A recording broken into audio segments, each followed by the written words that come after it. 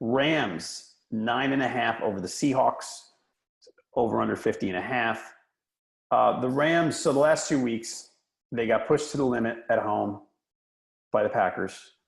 They lost to the Saints. They were down 35-14. They came back and tied it, and then they lost it late. I'm not going to sit here and sound alarm bells around the Rams. I think they're still very good, but their secondary is a bit of a problem. The corners are a problem. Talib got hurt, and Marcus Peters is he's not playing well at all. Something's up. He has regressed a lot. I think the Chiefs were happy to trade him last offseason. And there's, when they play teams with some good speed on the edges, good wideouts, they're going to have some issues. I can't figure out why this line is so big. Do you know why? Because it's the Rams and everybody loves the Rams. And to what I said a minute ago, teams with good wideouts are going to give them problems. I don't know if that's the Seahawks. So it might be a good little, not rest spot, because the Seahawks are a good team. But it's not like someone's going to get in a trap meet with them, most likely. But yeah, everybody loves the Rams. I guess, but I don't, the Seahawks have played okay. They're unlike the Browns. A lot of people looked at the Seahawks this year and said they're going to be awful, and they've been pretty solid. When they won 2 of the last 3, and they played the Chargers. They drove down. They were down by 2 touchdowns. They scored 1. They got the ball back quick, and they literally had to play in the end zone on the last play of the game from about from pretty close in. So. Yeah, and Pete Carroll after the game was like, if we go to the overtime, we're winning that game. So whatever, take that, whatever it's worth. But I don't quite understand why the line is so big, especially like you said, the Rams have been offensively been great the last couple of weeks, but they've had some close games, and of course last week they lose against the Saints. So right.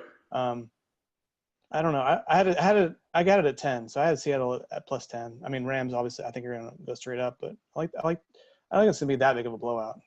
All right, I got it at 9.5. But actually, did I get a 9.5? Hold on. Let's see. Or am I with you? Where'd I go? I can't find myself. There I am. 10. I got Seahawks at 10. That's fine with me. Yeah, I think it's a little big. Rams, by the way, 1-4-1 against the spread in their last 6. So, again, not alarm bells, but it's not like they're blowing everybody out all the time either. So, all right. So we both got the Seahawks against the spread and the Rams straight up. On Pickwatch, 70% of the experts are picking the Seahawks, taking the points. 64% of the fans are taking the Seahawks, the points. So people are in agreement with us. You know what, John? Las Vegas has been really bad the last couple weeks. Mm-hmm. I got an email on Monday from a PR guy who does a lot of stuff for Bovada. I'm trying to look it up. My internet's going slow, so I don't know if I can't tell you exactly what it says. But it's something like it's the worst performance Vegas has had in the last 23 years or something like that. So, we talk about these lines sometimes as I don't understand why this line is like this. And you always think, well, Vegas knows what it's talking about, right? They do. But last week they didn't. They were awful last week. So, I don't know. Maybe we're right and Vegas is wrong.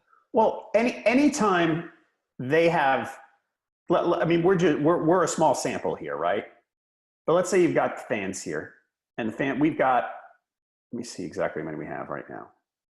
So we're over 1,500 fans making picks here, and they're not all in yet. But let's say for instance, we've got 82% of fans on the Chargers, given the points.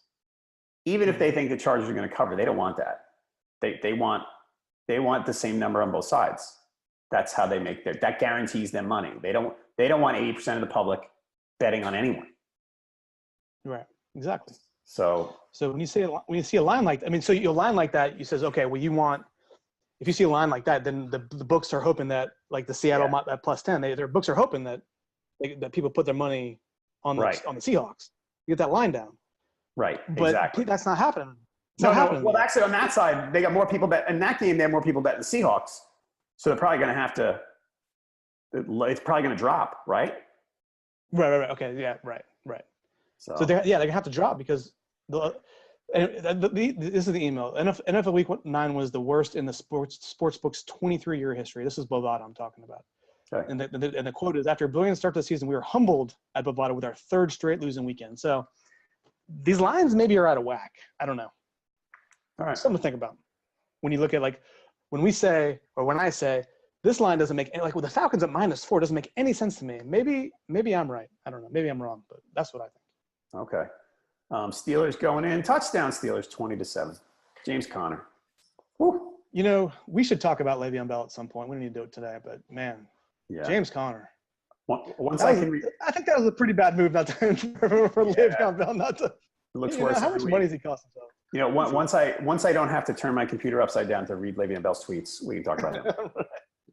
All right, next team up. He seems pretty okay with losing $9 million or whatever this year. Whatever. I guess. I hope his agent knows what he's doing because I think he cost himself some money.